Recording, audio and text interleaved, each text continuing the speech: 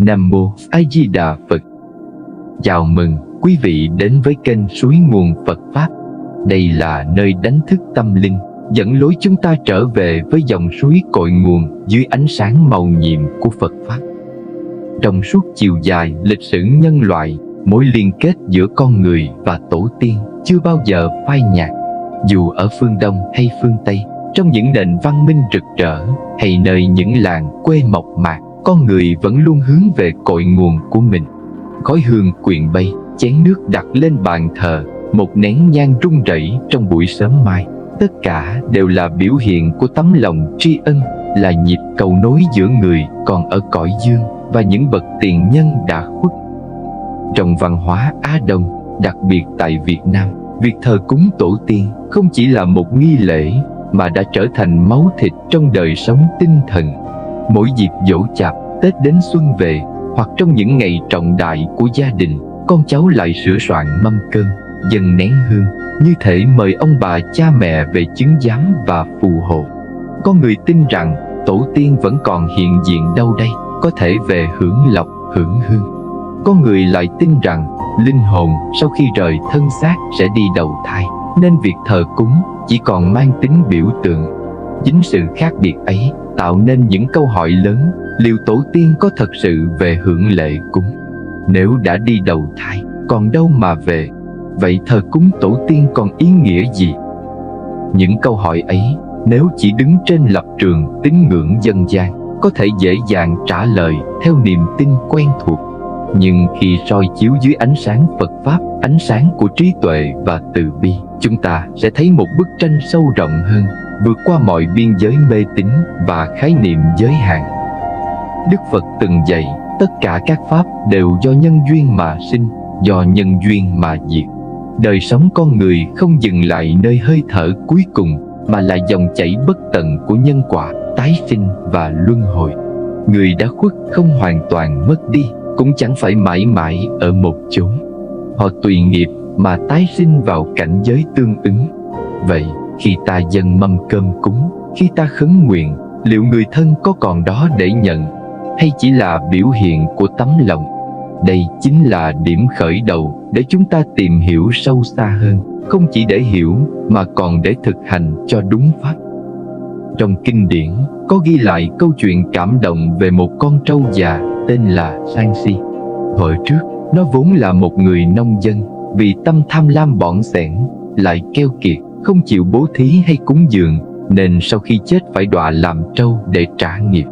Suốt đời bị cày kéo dưới nắng mưa, thân thể kiệt quệ, đến cuối cùng chỉ còn bộ xương da bọc. Một hôm, khi chủ dẫn nó ngang qua chỗ Đức Phật, con trâu bất giác rơi lệ. Đức Phật thấy, liền nói: chúng sinh trong cõi luân hồi vì nghiệp tham sân si mà phải chịu khổ như vậy. Nếu đời này không biết gieo trồng nhân lành, không biết hành bố thí, thì sẽ phải chịu những ác báo tương tự. Con trâu Sang-si không chỉ là hình ảnh của một con vật, mà còn là tấm gương phản chiếu chính chúng ta. Khi sống vô minh, tích chứa tham lam và ích kỷ, thì sớm muộn gì cũng tự buộc mình vào vòng khổ đau. Bài học của Sang-si nhắc ta rằng hãy sống biết sẻ chia, biết bố thí, biết tu dưỡng tâm lành, để mai này không còn phải rơi lệ trong thân phận hạ tiện. Kính thưa quý vị đạo hữu kênh Suối Nguồn Phật Pháp. Trong kinh Phật có nhắc đến một cư sĩ giàu có tên là Sudatta, Tu Đạt, nổi tiếng là người phát tâm cúng dường, xây dựng tinh xá cho chư tăng. Nhưng trong một lần, khi thấy dân gian đốt vàng mã, ông đem việc ấy hỏi Phật. Đức Thế Tôn dạy, người chết như người đi xa. Nếu con đem tiền thật gửi theo, họ sẽ dùng được. Nếu chỉ đốt tiền giấy, chẳng khác nào kẻ đứng ở bờ này mà ném cát, mong người bên kia nhận được cơm ăn. Việc ấy làm sao có thể xảy ra? Câu chuyện này phá tan tập tục mê tín đốt vàng mã vốn phổ biến lâu đời. Đức Phật dạy rõ, chỉ có phước báu chân thật từ việc tu tập, bố thí, cúng dường, niệm Phật, làm thiện mới có thể hồi hướng cho người thân đã mất. Giấy tiền, vàng mã chỉ là hình thức, chẳng đem lại lợi ích, thậm chí còn khiến con cháu phí phạm công sức. Thay vì đốt giấy, hãy thắp ngọn nến tâm từ, hãy gieo trồng những hạt giống thiện lành, đó mới là tài sản theo cha mẹ nhiều đời nhiều kiếp. Có một phụ nữ trẻ, chồng mất sớm, nàng đau khổ vô cùng, ngày đêm than khóc đến mức thân thể tiều tụy, không còn muốn sống. Nghe tin Đức Phật ở gần, nàng tìm đến, mong cầu Ngài làm phép đưa chồng trở lại. Đức Phật từ bi, lắng nghe rồi khẽ hỏi: "Này con, trong ngôi làng này, con có thấy nhà nào chưa từng có người chết không?" Người phụ nữ lặng im, rồi lắc đầu. Đức Phật dạy: "Cũng như mọi ngôi nhà, đều có người đã chết, cuộc đời vốn vô thường. Không ai có thể giữ mãi được người thân. Cái chết là một phần tất yếu của đời sống." Nghe xong, người phụ nữ như được tỉnh thức. Nỗi đau không biến mất ngay, nhưng từ đó nàng học cách chấp nhận vô thường và dần chuyển hóa khổ đau thành sức mạnh để tu tập.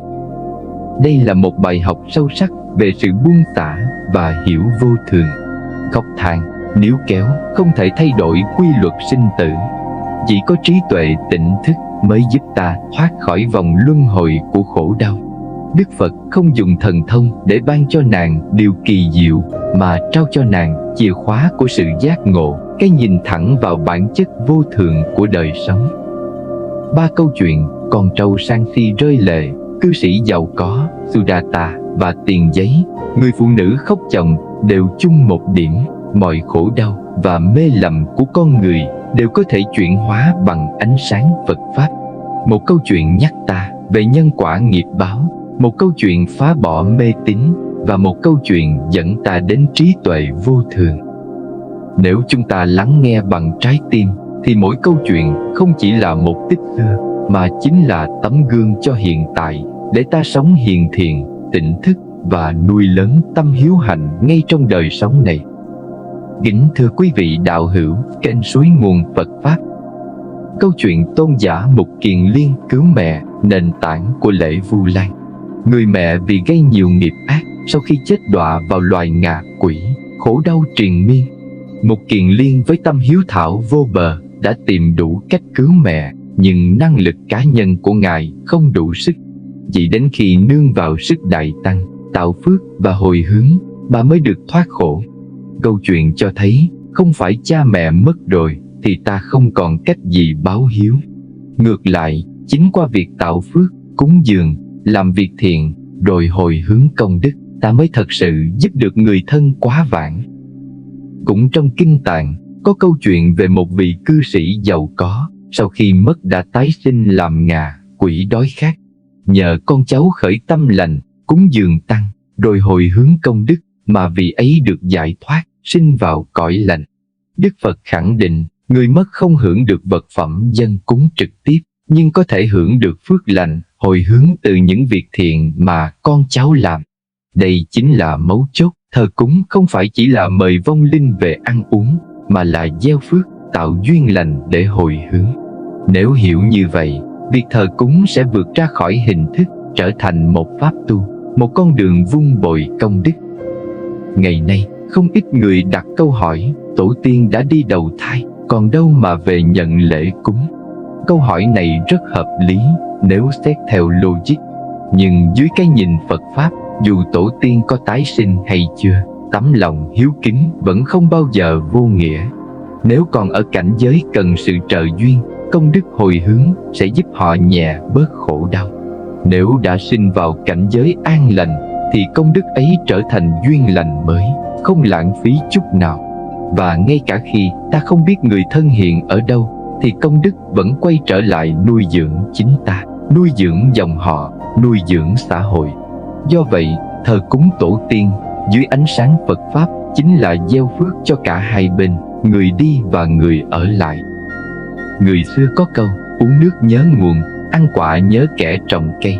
Câu nói dân gian ấy, khi đặt trong Phật Pháp lại càng thêm sâu sắc. Thờ cúng tổ tiên không chỉ là sự nhớ ơn, mà còn là cơ hội tu tập, là cách ta nối dài dòng chảy thiện pháp cho cả gia đình. Đó là lý do tại sao Đức Phật luôn tán dương tâm hiếu. Tâm hiếu là tâm Phật, hành hiếu là hạnh Phật. Khi khởi lòng hiếu, ta đã gieo một hạt giống Phật trong tâm mình. Và từ hạt giống ấy, hoa trái trí tuệ từ bi sẽ dần nở rộ. Trong mùa Vu Lan, khi tiếng chuông chùa vang vọng giữa đêm khuya, khi hoa hồng cài lên ngực áo, chúng ta được nhắc nhở rằng cha mẹ không chỉ là những người còn sống bên ta, mà còn là những người đã đi xa, những bậc tiền nhân đã dày công gây dựng. Hướng về họ, thờ cúng họ không chỉ là giữ trọn đạo hiếu, mà còn là nuôi dưỡng chính tâm hồn mình. Vậy thì thờ cúng tổ tiên có ý nghĩa gì trong ánh sáng Phật Pháp? Liệu tổ tiên đầu thai rồi có còn nhận lễ cúng hay không? Và làm sao để việc cúng kính không rơi vào hình thức mà thật sự trở thành một pháp tu, mang lại lợi ích cho cả hai bên? Đây là những điều chúng ta sẽ cùng nhau tìm hiểu trong hành trình tiếp theo, qua những câu chuyện từ kinh điển, những lời dạy sâu xa của Đức Thế Tôn, và cả những bài học từ đời sống hôm nay. Từ ngàn đời, con người đã tin rằng khi ta thắp nén hương, dâng chén trà, là ta đang nối lại sợi dây vô hình với tổ tiên. Dù khoa học không thể đo lường, nhưng tâm thức con người vẫn cảm nhận được sự hiện diện thiêng liêng ấy. Chính vì thế, bàn thờ gia tiên luôn đặt nơi trang trọng nhất trong mỗi gia đình Việt. Trong Phật giáo, đạo hiếu được xem là nền tảng của mọi pháp tu. Đức Phật từng dạy, tâm hiếu là tâm Phật, hạnh hiếu là hạnh Phật. Nghĩa là ai nuôi dưỡng lòng hiếu kính, người ấy đang đi trên con đường của Như Lai. Do đó, việc thờ cúng tổ tiên nếu được đặt trên nền tảng hiếu kính thì chính là một phần trong hành trì Phật Pháp. Quý đạo hữu kính mến, xin đừng quên bấm nút đăng ký kênh Suối Nguồn Phật Pháp và chia sẻ nội dung video này đến những người thân của bạn, để chúng ta có thể gặp lại nhau trong hành trình chiêm nghiệm và cùng tắm mát dưới dòng suối nhiệm màu của Phật Pháp. Chúng ta có một câu hỏi lớn: tổ tiên có thật sự về hưởng cúng? Người xưa thường tin mâm cơm cúng, chén rượu dâng, ông bà sẽ về ăn cùng con cháu. Nhưng dưới ánh sáng Phật Pháp, Đức Phật chỉ rõ người đã mất tùy nghiệp mà đi, hoặc sinh vào cảnh trời, cảnh người, hoặc đọa vào cảnh giới ngạ quỷ, súc sinh, địa ngục. Chỉ khi sinh vào cảnh giới ngạ quỷ đói khát, họ mới có thể thọ hưởng một phần hương vị từ sự cúng tế, nếu đủ duyên. Trong Kinh Tăng Chi Bộ, Đức Phật dạy, không phải tất cả hương vật cúng dường đều đến được người quá vãng, mà chỉ những người sinh vào loài ngạ quỷ có duyên mới nhận được. Điều này cho thấy không phải lúc nào tổ tiên cũng về ăn. Niềm tin ấy chỉ đúng trong một số trường hợp đặc biệt, còn đa phần họ đã đi tái sinh theo nghiệp lực. Đức Phật đã mở ra một con đường sâu xa hơn. Thay vì nghĩ rằng tổ tiên trực tiếp hưởng đồ cúng, ta nên tạo công đức như bố thí, trì giới, tụng kinh, cúng dường tam bảo, rồi hồi hướng cho họ. Đây chính là cách giúp người thân thật sự thoát khổ, sinh về cảnh giới an lành. Chuyện tôn giả Mục Kiền Liên cứu mẹ chính là minh chứng rõ rệt. Dù Ngài có thần thông đệ nhất, vẫn không thể tự mình cứu mẹ thoát khỏi nghiệp dữ. Chỉ khi nhờ đến sức mạnh của đại chúng tăng, cúng dường chư tăng vào ngày tự tứ, hồi hướng phước báu, bà mới thoát khỏi ngạ quỷ, sinh về cõi trời. Điều này dạy chúng ta rằng công đức tạo ra từ việc thiện khi hồi hướng mới thật sự lợi lạc cho người đã mất. Một câu hỏi thường đặt ra: nếu tổ tiên đã đi đầu thai, còn đâu mà nhận? Ở đây, Phật Pháp trả lời rất từ bi và hợp lý. Nếu người thân chưa tái sinh, còn trong cảnh giới ngạ quỷ, thì họ có thể được trợ duyên từ công đức hồi hướng. Nếu đã tái sinh vào cảnh giới lành, thì công đức ấy trở thành duyên lành mới, giúp họ tiếp tục tiến tu.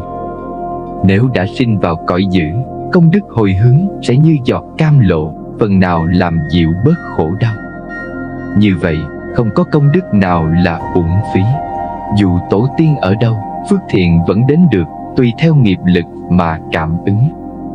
Điều quan trọng là nếu ta chỉ dừng lại ở việc dâng mâm cơm, đốt vàng mã, mà thiếu đi sự thực hành chánh pháp, thì dễ rơi vào hình thức. Đức Phật từng khuyên, người hiếu thảo với cha mẹ không phải chỉ cúng dường cơm áo, mà còn phải hướng cha mẹ đến nẻo chánh pháp mới thật là hiếu. Do đó, bàn thờ tổ tiên nên đi đôi với bàn thờ Phật để nhắc nhở con cháu rằng kính tổ tiên là đạo hiếu, học theo Phật là trí tuệ. Khi hợp lại, hiếu và trí trở thành đôi cánh, nâng cao cả gia đình. Kính thưa quý vị đạo hữu kênh Suối Nguồn Phật Pháp, để minh họa, Kinh Phật ghi lại nhiều câu chuyện sâu sắc. Câu chuyện ngạ quỷ đói khát. Một vị cư sĩ giàu có sau khi chết tái sinh làm ngạ quỷ, nhờ con cháu khởi tâm lành, cúng dường Tam Bảo và hồi hướng công đức, vị ấy thoát khổ, sinh lên cõi trời. Điều này nhắc nhở, đừng chỉ lo lễ vật hình thức mà hãy gieo phước chân thật. Chuyện vua A Xà Thế, dù từng tạo nghiệp nặng giết cha, nhưng khi nghe Phật thuyết pháp, khởi tâm hối cải, làm việc lành, vẫn được chuyển nghiệp. Nhờ đó, cha mẹ ông ở cảnh giới khác cũng được hưởng phần công đức hồi hướng. Câu chuyện trong Kinh Trung Bộ, có người hỏi Phật, người chết rồi đi về đâu? Phật đáp, như hạt giống gieo xuống đất, tùy đất tốt hay xấu, tùy duyên nước, nắng mà mọc thành quả khác nhau. Nghĩa là không ai có thể định trước đường tái sinh, nhưng chắc chắn nghiệp lành dữ sẽ dẫn dắt. Khi chúng ta nhìn sâu vào những câu chuyện vừa nhắc đến, từ giọt lệ của con trâu già sang si, đến nỗi đau của người phụ nữ mất chồng, hay sự ngộ nhận của chàng thanh niên đốt tiền giấy, tất cả đều soi chiếu một sự thật: con người thường bám chấp vào hình thức mà quên đi tinh thần cốt lõi của Phật Pháp. Và chính vì quên gốc mà sinh ra bao điều khổ lụy. Đức Phật dạy rằng, muốn cứu độ cha mẹ, ông bà, tổ tiên thì không phải chỉ bằng vài nén hương, vài chén cơm cúng, mà quan trọng hơn hết là cái tâm hiếu kính, cái hạnh làm phước và sự thực hành tu tập chân chánh. Dính ba, điều này mới thật sự kết nối ta với cội nguồn và giúp tổ tiên được siêu thoát. Trong Kinh Vu Lan Bồn, ta thấy rõ hình ảnh cảm động về tôn giả Mục Kiền Liên, vị đại đệ tử thần thông bậc nhất. Khi chứng quả A-la-hán, Ngài dùng tuệ nhãn nhìn thấy mẹ mình sau khi chết bị đọa vào cõi ngạ quỷ, đói khát khôn cùng. Mục Kiền Liên động lòng hiếu, đem bát cơm dâng mẹ. Nhưng cơm vừa đến tay bà thì hóa thành lửa đỏ. Bởi vì tâm sang tham, bỏng sẻn, ích kỷ của bà từ khi còn sống vẫn chưa tiêu tan, nên ngay cả thần thông của bậc thánh cũng không thể chuyển đổi nghiệp báo ấy. Mục Kiền Liên đau xót, trở về cầu Phật chỉ dạy. Đức Thế Tôn dạy rằng, dù ông có thần thông quảng đại cũng không đủ sức cứu mẹ. Chỉ có cách nương vào sức thanh tịnh, hòa hợp của 10 phương tăng trong ngày tự tứ, rồi hồi hướng công đức ấy cho mẹ ông, thì bà mới có thể thoát khỏi cảnh khổ ngạ quỷ. Từ đó, ngày rằm tháng 7 trở thành ngày báo hiếu, là mùa Vu Lan, một truyền thống đẹp còn được gìn giữ cho đến ngày nay. Câu chuyện ấy nhắc nhở rằng, công đức không thể tự tạo bằng sự cầu xin hay đốt vàng mạc, mà phải được vun bồi bằng hành động hiếu kính và làm phước thật sự. Một ví dụ khác được kể trong Kinh Tăng Chi Bộ. Có một vị vua tên là Tần Bà Sa La, vốn là vị hộ pháp kiền thành, thường xuyên cúng dường Đức Phật và tăng đoàn. Một hôm, vua thưa với Phật: bạch Thế Tôn, khi thần dân ta tổ chức lễ cúng tế để cầu phước cho tổ tiên, họ thường sát sinh để tế lễ. Nhưng khi họ cúng dường lên Tăng Bảo thì chỉ cần chút cơm, chút nước liền được phước báo vô lượng. Vì sao lại có sự khác biệt lớn lao như thế? Đức Phật dạy rằng, bởi vì phước báo không do hình thức nhiều hay ít, mà do nơi cảnh giới tiếp nhận. Một bên là chúng sanh trong cõi ngạ quỷ, thọ nhận rất hạn hẹp, khó khăn. Một bên là chư tăng thanh tịnh, đại diện cho Tam Bảo, thọ nhận trong tâm xả ly, rồi hồi hướng khắp pháp giới. Nhờ đó mà công đức mở rộng vô lượng vô biên. Qua đó, ta thấy rằng cúng dường chư tăng, bố thí chúng sinh, làm lành lánh dữ, đó mới chính là cách chân thật để nuôi dưỡng phước báu cho cha mẹ hiện đời và tổ tiên quá vãng. Trong Kinh Hiếu Tử, Đức Phật từng dạy, người con muốn báo hiếu cha mẹ thì một là chăm sóc khi cha mẹ bệnh hoạn, hai là an ủi khi cha mẹ buồn khổ, ba là giữ gìn gia phong, khiến cho thành danh gia tộc không bị hoen ố, bốn là sống đời chánh hạnh để cha mẹ được an tâm, và năm là biết tu tập hồi hướng công đức cho cha mẹ. Những lời dạy này cho thấy báo hiếu không phải là việc sau khi cha mẹ đã mất mới lo, mà phải thể hiện ngay khi còn sống. Một câu chuyện khác trong tiền thân Đức Phật Jataka kể rằng thuở xa xưa, khi còn hành Bồ Tát Đạo, Ngài từng làm một chú nai hiếu thảo. Một hôm, mẹ nai bị mắc kẹt trong hố sâu. Nai còn không quản hiểm nguy, tìm cách cứu mẹ. Cuối cùng, chính nai con bị thợ săn bắt được. Trước khi bị giết, nó chỉ cầu xin một điều: hãy tha mạng cho mẹ nó, còn thân nó thì xin dâng. Thợ săn xúc động trước tấm lòng hiếu thảo, liền thả cả hai mẹ con. Tấm gương ấy cho thấy, ngay cả trong tiền kiếp làm loài thú, tâm hiếu vẫn luôn tỏa sáng, bởi tâm hiếu là tâm Phật, hành hiếu là hành Phật. Kính thưa quý vị đạo hữu, kênh Suối Nguồn Phật Pháp. Những câu chuyện ấy không phải chỉ để kể, mà để soi chiếu lại chính đời sống chúng ta hôm nay. Ở nhiều gia đình, vào ngày giỗ, người ta bày biện linh đình, mâm cao cỗ đầy, giết hại chúng sinh để cúng tế. Nhưng rồi sau bữa cúng, con cháu say sưa, cãi vã, gây thêm oan trái. Trong khi đó, chỉ cần một nén hương thanh tịnh, một lời kinh trầm mặc, một việc phóng sinh hay bố thí cho kẻ nghèo khổ, công đức ấy lại vượt xa 100.000 mâm cỗ. Cái gốc nằm ở tâm. Tâm ta thành kính, hiếu thuận, từ bi, thì dù chỉ một chén nước, một bông hoa dâng cúng, cũng trở thành vô lượng phước báo. Nếu tâm ta còn sân hận, tham lam, ganh ghét, thì dù có đốt cả núi vàng, đốt ngàn tờ giấy bạc, cũng chẳng đến được với người đã khuất. Chúng ta thấy rằng đạo hiếu trong Phật giáo không dừng lại ở hình thức cúng tế, mà đặt nền tảng trên nhân quả và sự chuyển hóa nội tâm. Bởi vì cha mẹ, tổ tiên ta không phải lúc nào cũng còn hiện hữu trong cõi người, mà tùy nghiệp lực họ có thể sanh về những cảnh giới khác. Chính vì thế, chỉ có phước đức chân thật từ tâm tu và hành thiện mới có thể thấm nhuần, làm nơi nương tựa cho người thân quá vạn.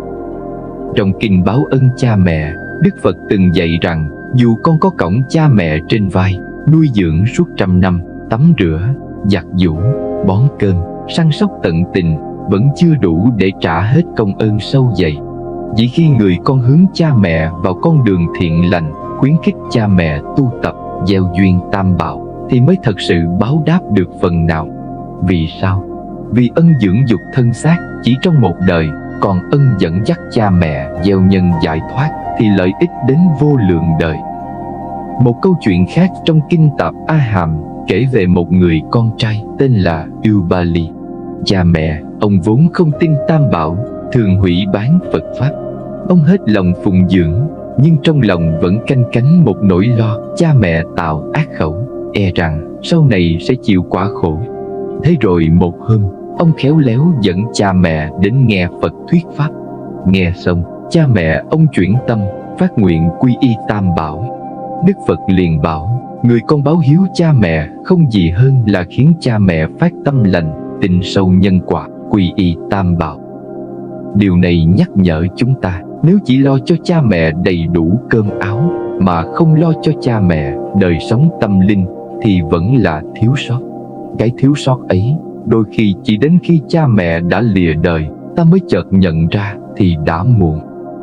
Trong kinh Tăng Chi Bộ, Đức Phật còn nhắc đến hình ảnh những người con bất hiếu khi cha mẹ già yếu, không chăm sóc, bỏ mặc cho nghèo khổ, bệnh tật, thì tội ấy rất nặng. Ngài so sánh như ném đá lên trời, đá chẳng đến trời mà rơi trở lại trúng mình, như tung cát ngược gió, cát chẳng đến ai mà bay lại trúng mắt mình. Người bất hiếu cũng vậy, gieo nhân gì sẽ nhận quả nấy. Ngược lại, hiếu kính với cha mẹ thì quả báo lành sẽ theo như bóng không rời hình. Có một câu chuyện trong tiền thân Phật Jataka rất xúc động. Một chàng trai nghèo, cha mẹ già yếu, không còn sức lao động. Anh ngày ngày vào rừng kiếm củi nuôi cha mẹ. Một lần bị bọn cướp bắt, chúng bảo, nếu muốn sống thì hãy bỏ lại cha mẹ, theo chúng ta. Chàng trai rơi nước mắt, tôi thà chịu chết, nhưng không thể bỏ cha mẹ. Tấm lòng chỉ hiếu ấy cảm hóa bọn cướp, chúng tha cho cả gia đình. Đức Phật kể lại tiền thân ấy để khuyên rằng, người con hiếu thảo, cho dù ở trong cảnh hiểm nguy, vẫn là hạt ngọc quý trong đời. Những câu chuyện ấy không chỉ là tích xưa mà còn phản chiếu rõ trong xã hội hôm nay. Có người xây mộ to, dựng bia lớn, làm dỗ linh đình, nhưng khi cha mẹ còn sống thì thờ ơ, cộc cằn, thậm chí để cha mẹ sống trong cảnh đơn độc. Có người bỏ hàng chục triệu để đốt vàng mã, nhưng không chịu bỏ một vài trăm ngàn để phóng sinh, bố thí hay ấn tống kinh sách cầu phước cho cha mẹ. Đó là nghịch lý của hình thức mà thiếu nội dung, giống như chiếc bình hoa đẹp nhưng bên trong rỗng tuếch. Đức Phật dạy hiếu dưỡng cha mẹ là pháp phước điền bậc nhất ở đời. Nếu biết đem công đức ấy hồi hướng thì chẳng những cha mẹ hiện đời được an vui, mà cha mẹ nhiều đời nhiều kiếp cũng nhờ đó mà được lợi ích. Cho nên khi ta lập bàn thờ, dâng chén cơm, thắp nén nhang, hãy nhớ rằng điều quan trọng không phải ở vật phẩm mà ở tâm thành và hành thiện thực tế. Một lời kinh trì tụng với tâm chân thành, một việc lành làm với tâm hiếu kính, đó là món quà quý nhất cho cha mẹ, tổ tiên. Trong xã hội hiện đại, nhiều người còn băn khoăn cúng thì tổ tiên có về không? Nếu không thì thờ để làm gì? Câu trả lời theo Phật Pháp nằm ở chỗ thờ cúng tổ tiên là cách nuôi dưỡng đạo hiếu, gieo phước thiện và tạo duyên lành cho cả người sống lẫn người mất. Ngay cả khi tổ tiên đã đi tái sinh thì chính tâm hiếu kính ấy làm cho con cháu sống tốt đẹp, gia đình hòa thuận, xã hội nhân ái. Đó là công đức không thể đo lường. Kính thưa quý vị đạo hữu kênh Suối Nguồn Phật Pháp, ngày nay nhiều người bày biện mâm cao cổ đầy, đốt vàng mã rợp trời, mong ông bà cha mẹ về hưởng. Nhưng nếu dừng lại ở hình thức, ta sẽ bỏ lỡ ý nghĩa thâm sâu mà Đức Phật chỉ dạy. Cúng tổ tiên dưới con mắt Phật Pháp trước hết là một hành động gieo duyên lành cho chính tâm ta. Khi thắp nén hương, ta lắng tâm nhớ lại công ơn sinh thành, dưỡng dục. Chính khoảnh khắc đó, lòng biết ơn hiển lộ như giọt nước làm dịu đi sự khô cằn của tâm hồn. Trong Kinh Tăng Chi Bộ, Đức Phật từng dạy, có hai hạng người khó tìm trong đời, một là người biết ơn, hai là người biết báo ơn. Vậy thì thờ cúng, nếu khơi dậy nơi ta tâm biết ơn và báo ơn, đó chính là thành tựu lớn lao hơn bất kỳ mâm lễ vật nào. Một băn khoăn thường gặp, nếu cha mẹ đã đi tái sinh, ta còn cúng để làm gì? Đây là nơi Phật Pháp tỏa sáng như ngọn đèn xua đi lớp mây vô minh. Nghiệp không mất đi. Người thân của ta sau khi rời cõi đời, tùy nghiệp mà sinh vào cảnh giới khác. Công đức mà ta hồi hướng sẽ như làn gió mát. Nếu họ đang ở nơi nóng bức, gió ấy giúp phần nào dịu đi. Nếu họ đã đến cõi lành, gió ấy như hương thơm, khiến niềm an vui thêm viên mãn. Như trong Kinh Vu Lan Bồn, bà Thanh Đề, mẹ ngài Mục Kiền Liên, bị đọa làm ngạ quỷ, miệng phun lửa, đói khát triền miên. Dù con có thần thông đệ nhất, vẫn không thể tự tay cứu mẹ. Chỉ khi nhờ đến sức mạnh của đại chúng tăng, cúng dường và hồi hướng công đức, bà mới thoát khổ. Điều này dạy ta rằng công đức là cầu nối giữa hai bờ sinh tử, là ngọn đuốc dẫn người thân thoát tối tăm mà về nơi sáng. Mỗi lần thắp hương, ta thấy khói nhẹ bay lên, tan dần trong hư không. Đó chẳng phải là hình ảnh nhắc nhở vô thường hay sao? Đời người cũng như nén hương, một khi đốt lên, không thể ngừng lại, cứ thế cháy dần, cho đến khi tàn. Trong Kinh Pháp Cú, Phật dạy, đời sống này mỏng manh, như giọt hương trên đầu ngọn cỏ. Vậy khi cúng tổ tiên, thay vì mong cầu họ về ăn, ta nên tự nhắc mình, hãy sống sao cho mỗi ngày đều là báo hiếu bằng cách tu tâm, giữ giới, làm lành, để khi vô thường đến, ta và người thân đều không hối tiếc. Khi ta quỳ trước bàn thờ, dâng một chén nước trong, lòng ta cũng trở nên trong sáng. Khi ta thắp hương, mùi hương ấy không chỉ dâng tổ tiên, mà còn thấm vào chính trái tim mình, làm nhẹ đi bao phiền não. Đức Phật từng nói trong Kinh Trung Bộ, tâm được tịnh hóa là hạnh phúc lớn nhất. Nếu mỗi nghi lễ cúng tổ tiên đều trở thành dịp tịnh hóa tâm, thì thờ cúng không còn là mê tín mà là thiền tập. Bàn thờ tổ tiên trở thành một pháp đường nhỏ nơi mỗi thành viên trong gia đình dừng lại để soi rọi chính mình. Trong kinh Hiếu Tử có kể một người con, cha mẹ mất đã lâu, vẫn thường xuyên bố thí, cúng dường, hồi hướng công đức. Người ấy được Phật khen ngợi là thật sự hiếu tử, vì đã biết đền ơn cha mẹ bằng con đường trí tuệ và từ bi. So sánh với người chỉ làm mâm cao cổ đầy, đốt vàng mã mà sống đời bất thiện, thì rõ ràng cái hiếu của người biết hành thiện mới bền lâu, còn cái hiếu của người chỉ lo hình thức thì chỉ như hoa sớm nở tối tàn.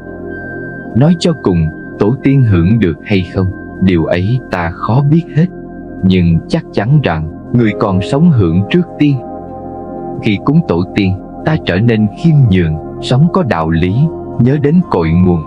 Chính điều đó giữ gìn gia phong, giúp con cháu nối tiếp nhau trong một mạch sống đầy nhân nghĩa. Vậy, ta cúng không chỉ vì tổ tiên, mà còn để nuôi dưỡng tâm hiếu và tâm thiện trong chính mình. Trong cuộc sống gấp gáp, nhiều khi ta chỉ xem bàn thờ là một nghi thức bắt buộc. Nhưng nếu mỗi ngày ta dành vài phút tĩnh lặng trước bàn thờ, quán niệm về vô thường, về nhân quả, thì bàn thờ sẽ trở thành chốn thiền an, nơi đưa tâm trở về an trú. Đó mới chính là tinh thần Phật dạy: thờ cúng tổ tiên để nuôi dưỡng hiếu tâm, hồi hướng công đức để trợ duyên cho người đã khuất, quán chiếu vô thường để sống tỉnh thức trong hiện tại. Trong hầu hết các gia đình Việt, bàn thờ tổ tiên đặt ở nơi trang trọng nhất. Bàn thờ không chỉ là chỗ đặt hương khói, mà còn là biểu tượng sống động của cội nguồn. Mỗi khi ta bước ngang bàn thờ, lòng chợt lắng xuống. Ánh đèn dầu, khói hương nhẹ tỏa, như nhắc ta rằng đời sống mong manh, phải giữ gìn gia phong, phải biết sống thiện lành. Trong một nghĩa nào đó, bàn thờ chính là một ngôi chùa thu nhỏ trong ngôi nhà. Nếu biết dừng lại, cúi đầu, tâm sẽ trở về với sự tôn kính và tri ân. Có một người con đi làm ăn xa, nhiều năm không được về quê. Một lần, trong ngày giỗ cha, anh không kịp trở về, chỉ lặng lẽ ngồi trong căn phòng nhỏ nơi đất khách, thắp nén hương tưởng niệm. Anh kể lại rằng trong khói hương ấy, hình ảnh cha như sống lại, nụ cười hiền, bàn tay chai sạn. Những ngày mưa cha cõng anh đi học, anh rơi nước mắt, nhưng tâm lại thấy nhẹ nhõm vô cùng. Điều này cho thấy cúng tổ tiên không nhất thiết phải hình thức, mà chính là tâm hiếu, tâm tưởng nhớ. Chỉ cần một nén hương chân thành hay một phút tĩnh lặng hồi hướng đã là hiếu đạo sâu dày. Đức Phật từng dạy trong Kinh Tăng Chi: người biết hiếu dưỡng cha mẹ, người ấy được chư thiên tán thán, phước báu hiện tiền, đường lành mở rộng. Cúng tổ tiên nếu chỉ dừng ở mâm lễ, phước mỏng. Nhưng nếu ta biết chuyển hóa thành hành động thiện, như giúp đỡ người khó khăn để hồi hướng, niệm Phật, tụng kinh, trì giới để chia phước, bỏ đi thói xấu, sống lương thiện để cha mẹ nở mày nở mặt nơi cõi khác, thì đó mới là cúng tổ tiên bằng ánh sáng trí tuệ, không chỉ bằng vật phẩm.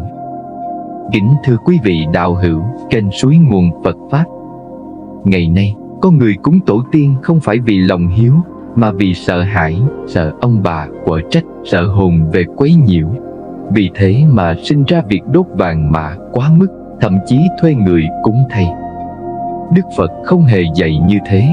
Ngài khuyên ta lấy tâm hiếu, tâm từ làm gốc.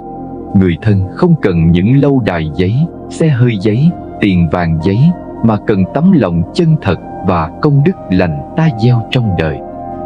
Trong Kinh Pháp Cú, Phật nhắc: nếu đem hoa đẹp dâng cúng, nhưng tâm không thanh tịnh, thì phước không lớn. Người biết tu tâm thanh tịnh, dù chỉ dâng một cành hoa nhỏ, phước ấy vô lượng. Khi ta làm việc thiện và hồi hướng cho tổ tiên, đó như việc ta thắp một ngọn đèn trên bờ sông. Ánh sáng ấy chiếu xuống dòng nước, rồi đi khắp nơi. Không ai biết nó sẽ soi sáng đến đâu, nhưng chắc chắn nó không mất đi. Cũng vậy, công đức khi hồi hướng, dù tổ tiên đã đi đâu, vẫn có thể lan tỏa, hoặc trực tiếp đến họ, hoặc hóa thành năng lượng nuôi dưỡng chính con cháu còn ở lại. Vậy nên cúng tổ tiên chính là nuôi dưỡng cả hai đầu dòng sông, người đã đi xa và người đang sống. Trong kinh Tạp A Hàm kể chuyện một người mẹ mất con. Bà đau khổ, đi khắp nơi tìm con trong cõi đời. Đức Phật gặp bà, hỏi: bà tìm gì? Bà đáp: con tôi đã mất, tôi đi tìm nó. Phật dạy: như người đi tìm hoa đã rụng, chẳng thể tìm lại. Con bà đã theo nghiệp mà đi, nhưng bà có thể gieo hạt mới, gieo lòng từ, gieo công đức, gieo trí tuệ. Từ đó con bà sẽ hưởng được ánh sáng, con bà cũng không rơi vào tuyệt vọng. Câu chuyện này minh chứng rằng điều ta có thể làm cho người thân đã khuất không phải là bám chấp vào hình bóng, mà là gieo phước lành và hồi hướng. Cúng tổ tiên là để báo hiếu với cha mẹ, ông bà. Nhưng nếu đi xa hơn, ta thấy rằng tất cả chúng sinh trong vô lượng kiếp đều từng là cha mẹ của ta. Trong Kinh Hoa Nghiêm, Phật dạy: tất cả chúng sinh đều từng là cha mẹ ta, ta phải khởi tâm hiếu kính và thương xót như nhau. Nếu hiểu được điều này, ta không chỉ dừng lại ở việc cúng cho người thân, mà còn mở lòng từ bi đến mọi loài, cầu nguyện cho chúng sinh khổ đau được an vui, cho kẻ oan gia được giải thoát. Đó mới là hiếu đạo viên mãn, từ hiếu nhỏ trong gia đình đến hiếu lớn với muôn loài. Trong một xã hội nhiều biến động, con người dễ quên cội nguồn, dễ chạy theo hình thức.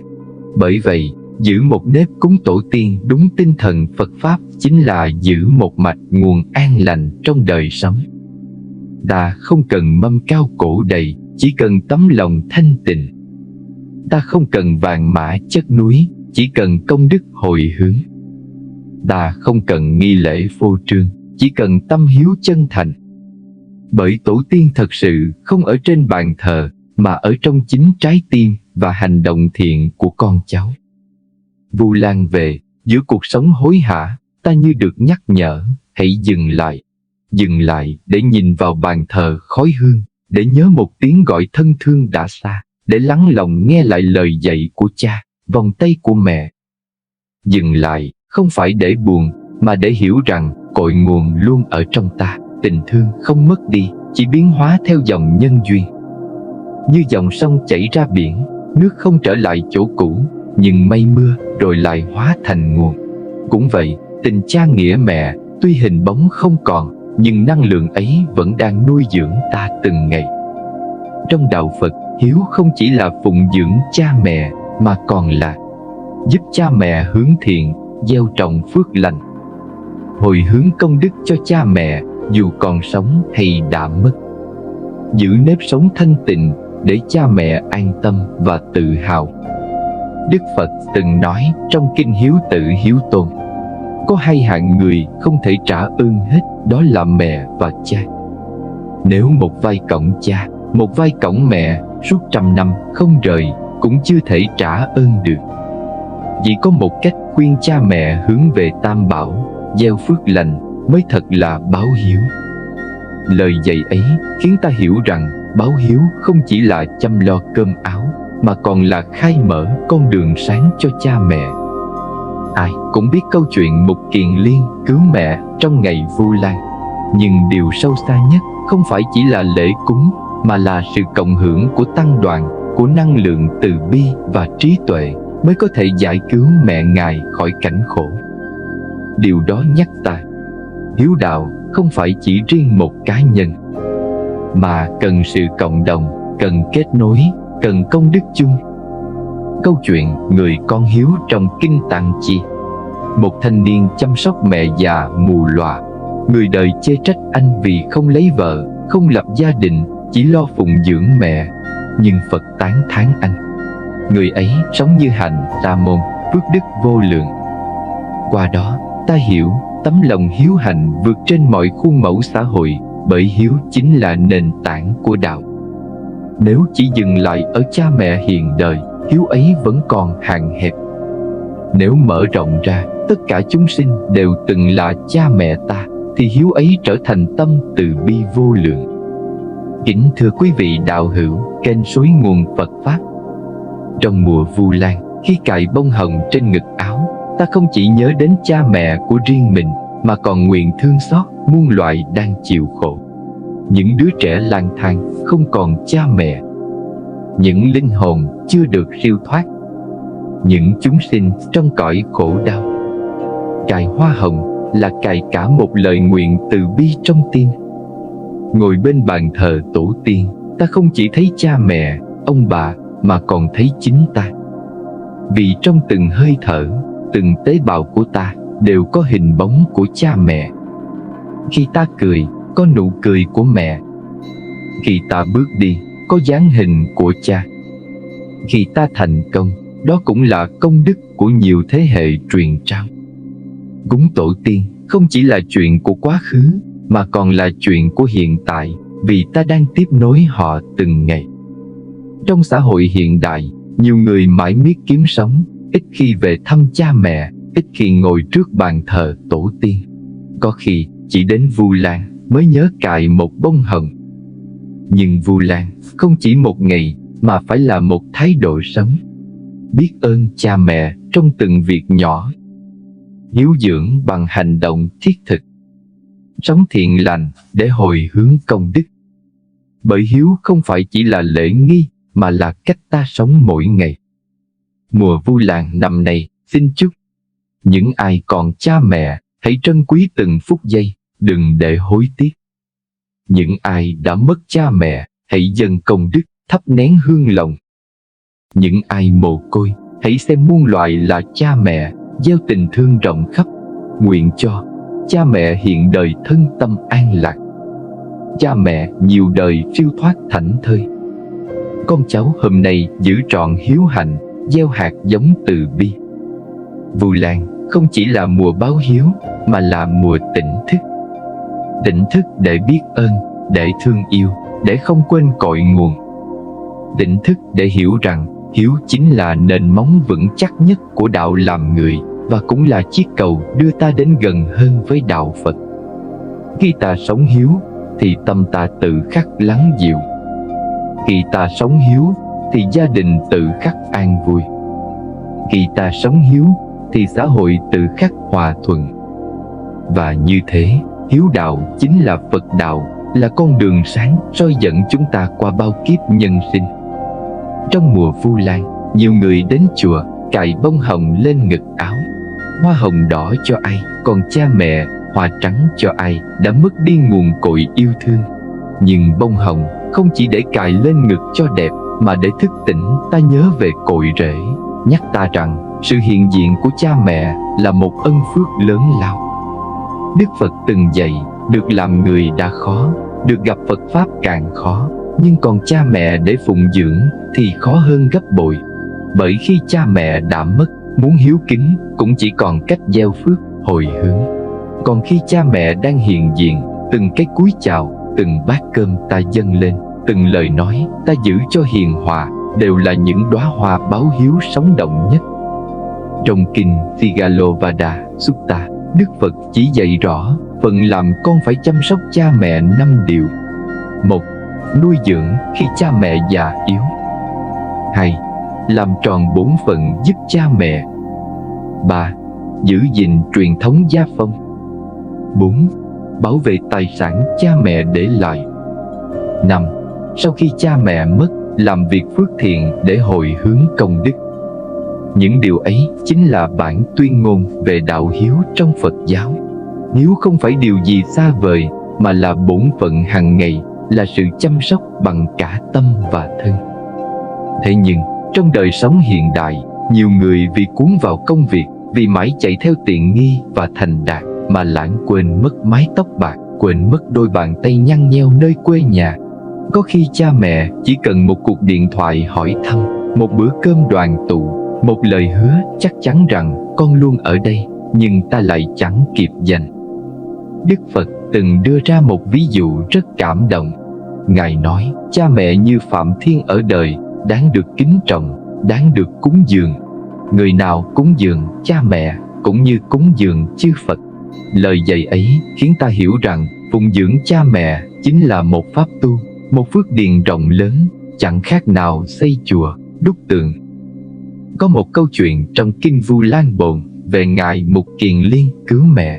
Dù thần thông bậc nhất, nhưng khi thấy mẹ đọa vào ngạ quỷ, Ngài không thể cứu nổi. Vì khi nhờ đến sức hợp nhất của chư Tăng, cộng thêm lòng chí thành và công đức cúng dường, thì mẹ Ngài mới thoát khỏi khổ cảnh. Câu chuyện ấy dạy chúng ta, hiếu hạnh không thể chỉ dựa vào tình riêng, mà phải nương vào phước đức chân thật, vào sức tu tập trung của tăng đoàn và cộng đồng. Ngày nay, chúng ta cũng vậy. Nếu muốn báo hiếu cha mẹ đã khuất, hãy lấy việc tu tập, bố thí, phóng sinh, ấn tống kinh sách, làm điều thiện mà hồi hướng. Đó là cách hiếu đạo vượt thoát khỏi giới hạn của nghi lễ, đi thẳng vào nhân quả và phước báu thực tế. Khi tiếng chuông chùa ngân lên giữa đêm Vu Lan, ta chợt lắng lòng nghe tiếng vọng từ chính nơi sâu thẳm trái tim mình. Tiếng gọi ấy nhắc ta quay về cội nguồn, nhắc ta nhớ rằng cha mẹ chính là gốc rễ của sự sống, là bóng mát cho cả cuộc đời ta. Nếu còn cha mẹ, xin hãy nâng niu từng khoảnh khắc, đừng để những bận rộn đời thường che mờ đôi mắt biết ơn. Một bữa cơm đầm ấm, một lần ngồi bên nhau lặng lẽ, một cái nắm tay thật chặt, đôi khi chính là pháp tu trọn vẹn nhất trong kiếp này. Nếu cha mẹ đã đi xa, xin đừng chỉ khóc than hay đốt vàng mã. Hãy thành tâm niệm Phật, tụng kinh, làm điều thiện lành, rồi hồi hướng công đức ấy. Bởi như Đức Phật dạy, chỉ có phước lành chân thật mới theo ta như bóng không rời hình. Đó mới là món quà thiết thực nhất ta có thể gửi đến cha mẹ trong cảnh giới vô thường. Mùa Vu Lan không chỉ là mùa của nước mắt, mà còn là mùa của sự thức tỉnh. Thức tỉnh để biết rằng hiếu hạnh không chờ đợi. Thức tỉnh để hiểu rằng mọi vinh hoa, mọi thành đạt, nếu thiếu đi nụ cười cha mẹ, cũng chỉ là mảnh trăng khuyết. Nguyện cầu hồng ân tam bảo gia hộ cho tất cả quý Phật tử và thiện hữu tri thức. Ai còn cha mẹ, xin sống trọn hiếu hạnh khi còn kịp. Ai đã mất cha mẹ, xin hồi hướng công đức để cha mẹ nương nhờ phước báu mà siêu sinh lạc cảnh. Ai đang lạc lõng, xin tìm thấy nơi giáo pháp con đường trở về với sự bình an và tỉnh thức. Trong mùa Vu Lan năm nay, xin gửi đến đại chúng lời chúc tâm luôn an lạc, hiếu hạnh luôn viên mãn, phước lành gieo khắp. Nguyện cha mẹ nhiều đời nhiều kiếp đều được an vui, giải thoát. Nam mô Đại Hiếu Mục Kiền Liên Bồ Tát Ma Ha Tát. Nếu những câu chuyện vừa rồi chạm đến một phần nào trong tâm bạn, thì việc nhấn nút đăng ký kênh Suối Nguồn Phật Pháp cũng chính là cách gieo duyên lành. Mỗi lượt thích, mỗi bình luận đều giống như thắp lên một ánh sáng nhỏ cho ai đó đang lạc lối, hoặc gửi đi một làn gió ấm lành đến muôn phương. Một bình luận đơn giản A Di Đà Phật cũng có thể trở thành cầu nối năng lượng thiện, tạo duyên lành cho cả bản thân và người khác. Hẹn gặp lại các bạn ở những video khác trên kênh Suối Nguồn Phật Pháp.